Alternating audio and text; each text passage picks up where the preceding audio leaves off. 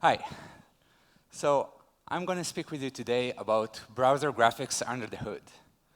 What does that mean? This is what happens in the browser while we as front-end developer try to run our application, try to move things around, try to animate, try to change our content. The browser is doing all kinds of secret things underneath, all kinds of hidden things. Now, why did I get under the hood in the first place? I was working on C++ UIs, on mobile, on TVs. At the time where the world was moving from native to web and back to native and back to web, nobody was really sure. At the time, people were saying web is slow. HTML5 is slow. Animations are bad. I had all those big categorical statements I had to deal with when looking at web. As someone who grew up on detective stories like Agatha Christie, I don't like mysterious statements. So I went into the code myself of WebKit and saw what's going on there with animations and found that maybe animations are slow, but the code is there and maybe we can fix it if we understand what's going on there. So even though I had that long curly hair from Christian's photo, I got myself under the hood and didn't mind it getting all smoky.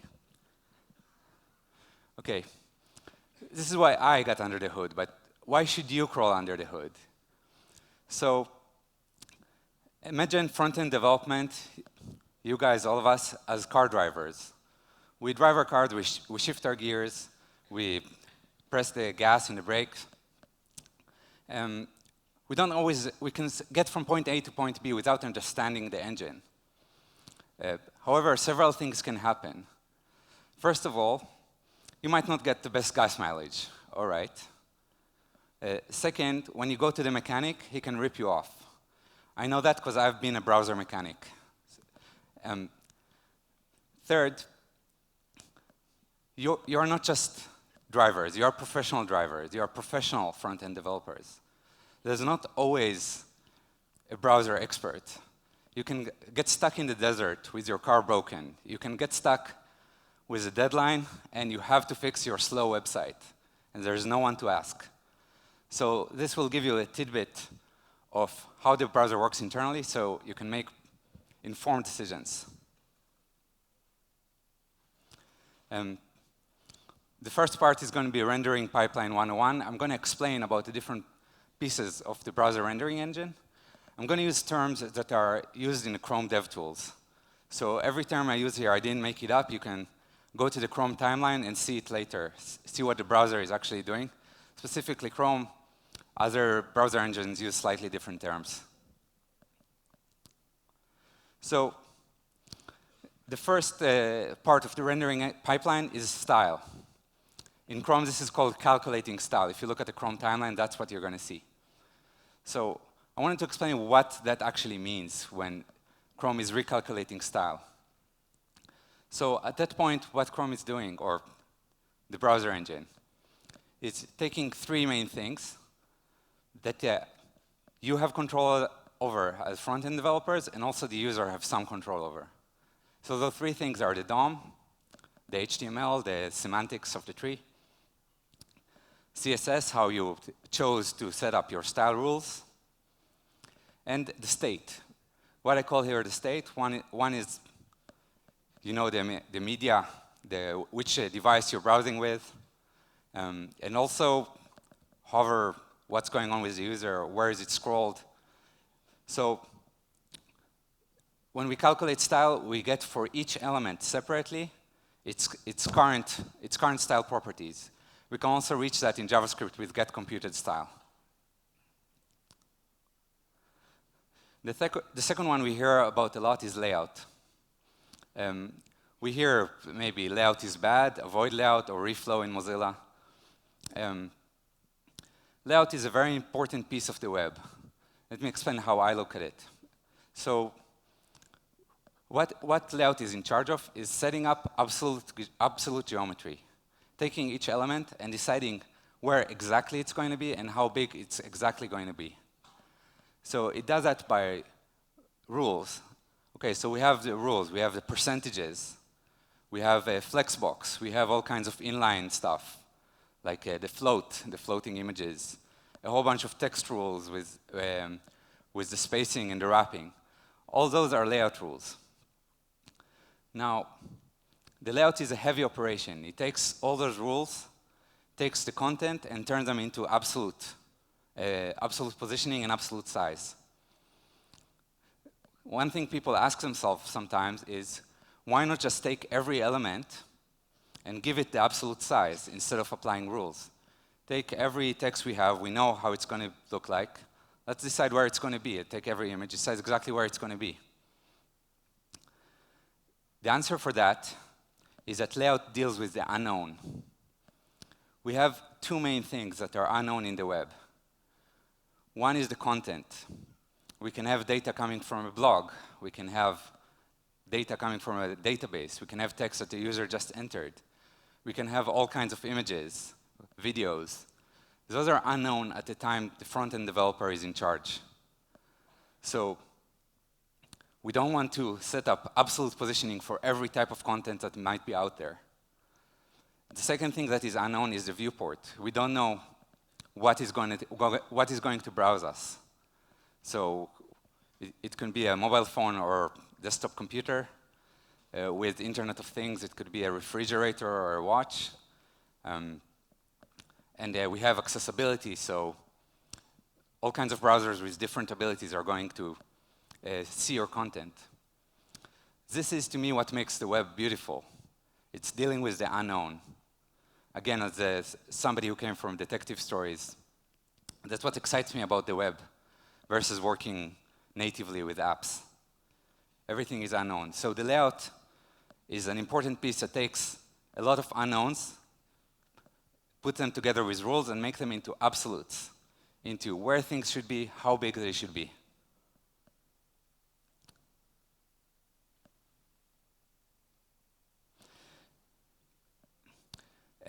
The next phase is paint. This is actually a lie. It's not the next phase, but it used to be the next phase in the browser up until a few years ago. How paint works. We did two things so far. Each element decided on its styles based on the style rules, on the DOM, and on the state. We calculated where everything should be and how big it should be. That's the layout. Now, for each change that happens in the page, we check what has changed, which area has changed, and we tell the browser to repaint it. So this is how browser used to be. You change text in some areas, the browser will say, OK, I need to repaint that area.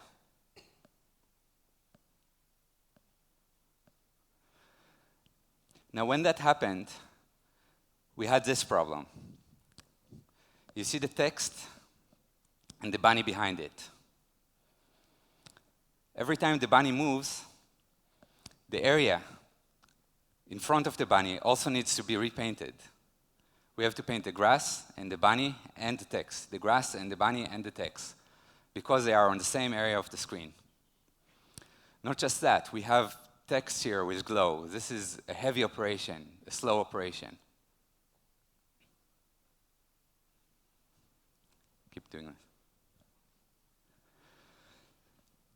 it. This is why several years ago, the browsers introduced compositing. Compositing is to painting like paper cutouts. So instead of drawing the bunny and the grass and the text over again for each geometry, we take paper cutouts, we put one of them with the grass, one of them with the bunny, one of them with the text, and we just copy them each time. So this is what happened when we see compositing. What actually happens in the computer, in the browser, is that we save memory for each of those layers. We take the size of the bunny, we allocate memory to it, and we paint the bunny into that. We take the text, and we paint into that. So the same way, using paper cutouts will take you more resources, will take you more paper. Compositing might get us to paint less, but it will cost us more memory. So nothing comes from free. Now, another thing that was introduced together with compositing, actually in Microsoft it was, in Explorer it was introduced a little earlier, is a painting with graphics accelerator, with the CPU versus the GPU. Many times we hear things like, use the GPU, it's better. Use the GPU more, the GPU is faster. So this is not actually true. The GPU is not faster than the CPU. I like thinking of the CPU and the GPU as a single Jedi versus 1,000 stormtroopers. Each one can do different jobs differently. A stormtrooper or 1,000 stormtroopers are probably a better choice when you have to cover a whole desert planet and look for a lost droid. Each one of them will take a little area, will scan it in a silly way until one of them finds a droid. However, if you have to smuggle secret plans of a spaceship without anybody seeing you, maybe you're better off with one or a few Jedis. The same goes for CPU and GPU. When we have to draw text, for example, text is complicated. We have to deal with the fonts. We have to deal with all the spacing, all the wraps. In the example before, you saw a glow. All of that is fine work. It's work for the CPU, usually. However, when we have to take big images over a large set of pixels and just copy them, maybe do some blending, maybe rotate them a little bit, that is a much better job for bulk operations, for the GPU. So when we look at a scenario like this, when we have text in front of a moving image, usually we would prefer to make paper cutouts, use the CPU to draw the complicated things, like the text with the glow, maybe the bunny if it's SVG and has a lot of paint commands in it. And then we use the GPU to move around those paper cutouts, just copy them and blend them with what's behind them if they have opacity. This is empty. I'll go back to it and say what was supposed to be said here. So,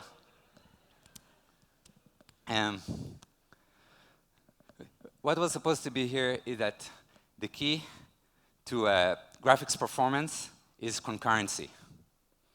We didn't see quite why yet. One part of it comes automatically from using the GPU. The way GPU works is that it has thousands of cores versus just a few we have in our CPU. So what bulk operations do is that we prepare the GPU, and then it goes to many cores at the same time, and they just cover grounds with mathematical operations. We have another way in the browser to achieve concurrency. How do we usually animate things? Change style. Usually we just get some sort of a timeout, either from request animation frame or from set timeout, and we change things. We change the style, right? So, yes. So when we do that, we are not concurrent. We are using JavaScript, which means we are on the same thread as everything else in the system. Decoding images might happen on the same thread. JavaScript garbage collection. Even if your JavaScript code is amazingly fast, something else can still hold you in the queue because you're not concurrent.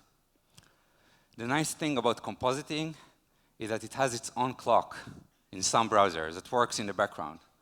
So when you tell the bunny, just move over there, all of that can happen in a different thread and cannot be bogged down by garbage collection or anything else in the main thread. So as you saw in that white-on-white previous slide, concurrency is key. Now I'm going to show you how all this works in a real, completely curated for this demo scenario. This demo is available on GitHub if anybody wants to look. Anybody remember the game Lemmings? Yeah. Yes. So we're going to drop Lemmings because that's what they do. We're going to use, let me explain about how the screen is built, OK? We have different ways to drop it. Each time it's going to be dropping and looking the exact same way.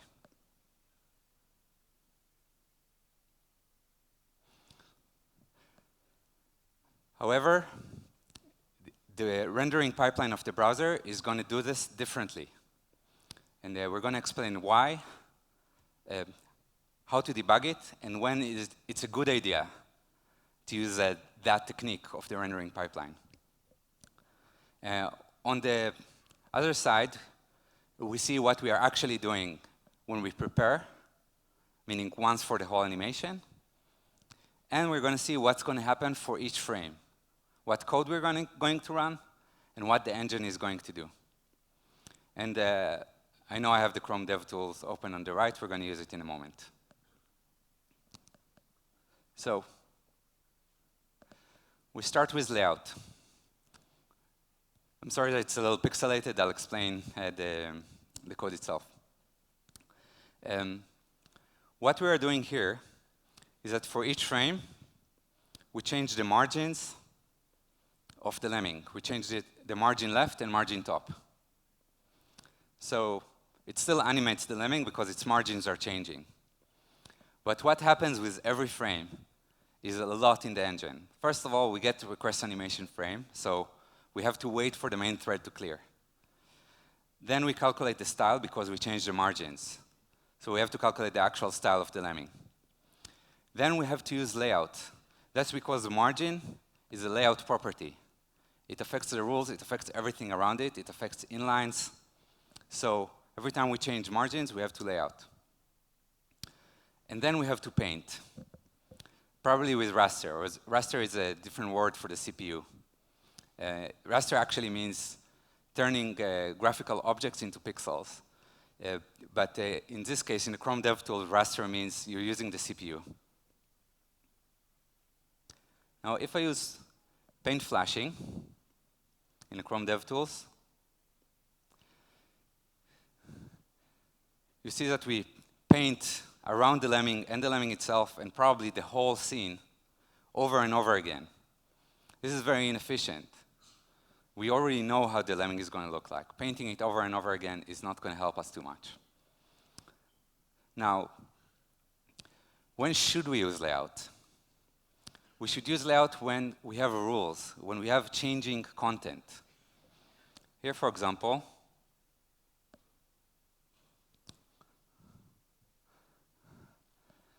the layout affects the width of the scene, so it's going to affect the width of everything. So we have a whole bunch of rules applying for each frame.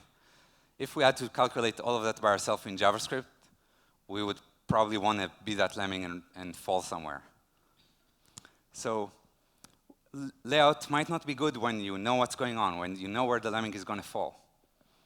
But if a lot of things need to change as a result, if you have a whole bunch of rules that apply as a result, maybe layout is something we can consider. Next one is translate 2D. This is a little better. It's not that better. You see that we are, I'm pointing on the screen, but you can't see it. We are seeing that the lemming itself gets repainted, but not the canvas around it. What we do for each frame here is that we set the transform of the lemming and nothing else. So we still recalculate the style, we still request the animation frame, and we still paint. One thing we did not do here is layout. So when we just move things around, regardless of the whole page, regardless of how the whole page reacts to that, if we have something that is separate from the page, that moves separately from the rules of the page, transforms are nice because they are not a layout rule. They are just a rendering rule. However, we still had to paint the lemming over and over again. For this, we have the nice new property called WillChange. You see here, we do not paint with each frame. What WillChange does is cut out a piece of paper, cut out a piece of memory, call it a composited layer, paints the lemming into that, and then it will just use the GPU to render to copy it over and over again as a bulk operation. You see in the code that we prepare it by telling the image that it's going to change its transform. That effectively makes the browser composite it, prepare a new layer for it, prepare a new memory for it, and make it so that the GPU can easily copy it over and over again. So what we do in the engine with each frame here is that we still request the animation frame. We are still bogged down by the main thread.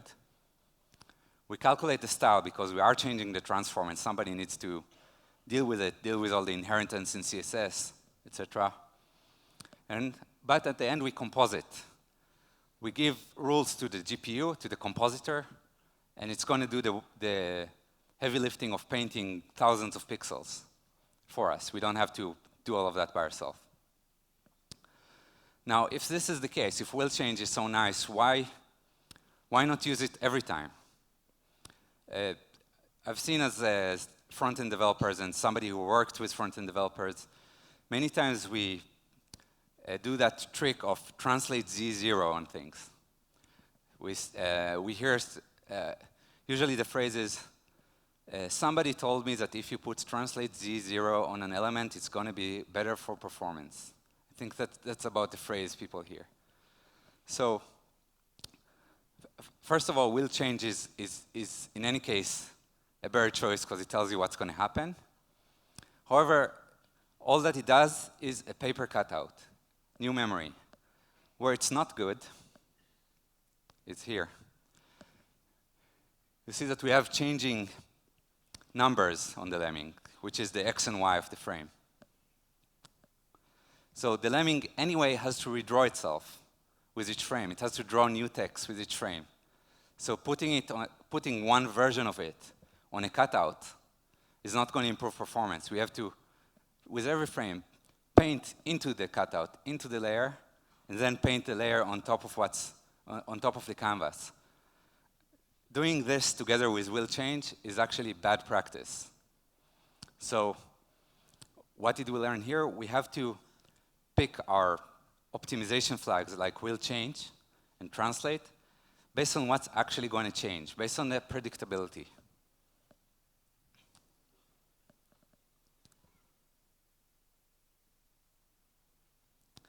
And the next two ways to drop a lemming are a little bit different. They use the Canvas APIs. So how many of you have dealt with Canvas and or WebGL? Some.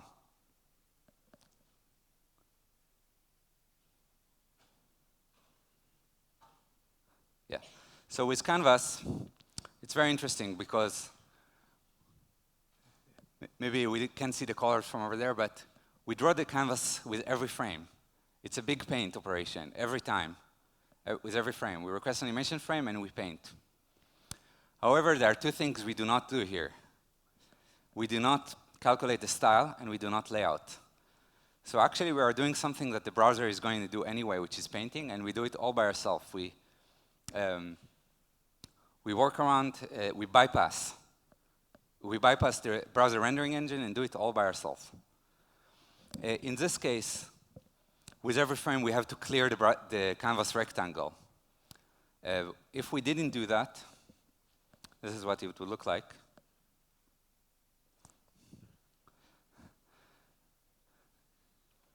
Now, when we want to achieve effects like that, you cannot do them with CSS. You cannot just move the lemmings. So when you have to achieve interesting, I don't know if that one is interesting, but if you want to achieve 2D effects that CSS doesn't support, Canvas might be a good option. The next one is WebGL. So here with every frame, we draw using GPU command. And we prepare the Lemming by making it into a GPU texture with OpenGL. We prepare a lot of geometry. One thing about WebGL code,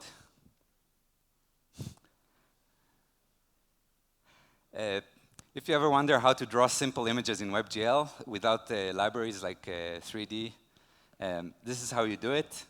I think this is the minimum amount of code you need for that. Maybe I have 1 or 2 lines that I don't need, I'm not sure. So GPU requires a lot of setup. And we don't want to do that when we have to set up over and over again, when the text change, when the images change. So here we set up the GPU once. And with every frame, we just tell the GPU to clear and draw in different coordinates.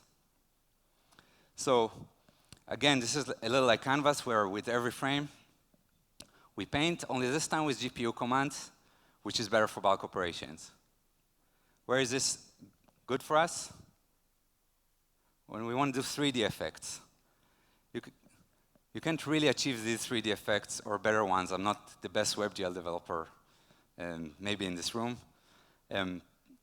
You can achieve 3D effects that you cannot simply do with CSS. So that's when you want to use WebGL. The last one is CSS Animations. We just set the CSS animation on the Lemming. From a painting perspective, this is very similar to WillChange. You see, we don't paint with every frame. All we do is let the engine composite and decide where the Lemming is going to be, where the cutout is going to be copied. One very important performance thing about CSS Animations is that it does not have code for each frame, meaning that we do not have to wake up the main thread.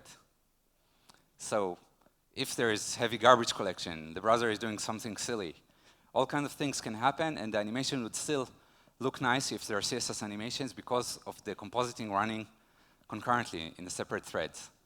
Hence, concurrency is key. When do we still want to use WillChange with JavaScript? For example, if we do not know what's going to happen, if, for example, it's based on the mouse movements, then we need application code for each frame anyway.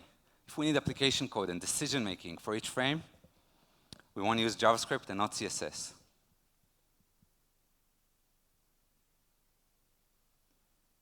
So, takeaways. Magic out, analysis in. Analyze your pipeline. Know when you have paper cutouts. Understand what is done by the GPU or the CPU. The Chrome DevTools, timeline, rendering helpers, and the other browser. I'm just more familiar with Chrome personally. Are your friends to analyze what's going on. Plan your rendering strategy. Understand if you're going to use layout rules, flexbox, etc., or you're going to use transforms, or you're going to use animations directly.